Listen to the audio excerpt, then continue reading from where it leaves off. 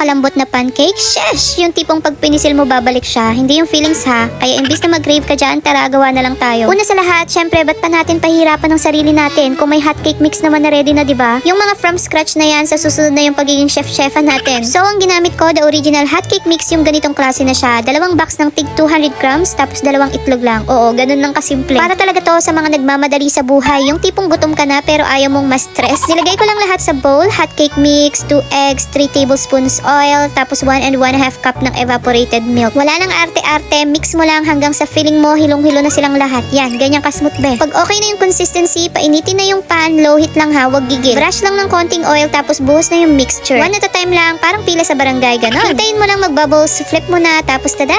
Promise, ang dami mong magagawa nito, sulit na sulit. Ewan ko na lang pag ganito karami, mabitin ka pa. Saktong-sakto pa kasi dumating yung binili ko na Japanese style bamboo wood tray. Alam niyo yung ginagamit pang charcuterie. Binili ko to pandagdag sa sweet corner business ko. Pero syempre, testing muna tayo sa bahay. At grabe, natuwa talaga ako kasi sobrang pino, ang ganda, solid na solid yung gawa. Ang mayaman ng peg, kahit hotcake lang naman ang laman. Syempre, dito ko nga pala ilalagay yung mga hotcake para naman presentable tingnan, diba? After maluto lahat, ito na yung final weapon ko. May powdered milk ako dito kasi alam niyo ba, ibang level yung sarap pag binubudburan mo siya ng powdered milk. Yung linamnam na mapapapikit ka habang umunguya, legit. Kaya sinasabi ko sa inyo, gawin nyo na to pang merienda o pang almusal. Sure ako magugustuhan to ng mga bata at pati yung mga nanay na ayaw na mag-isip kung anong lulutuin bukas. Madali, mabilis, masarap at higit sa lahat walang stress. Ganito dapat ang buhay, Mimazur. Masarap. Wow. Diba dito? I'm in heaven. Heaven. You will try.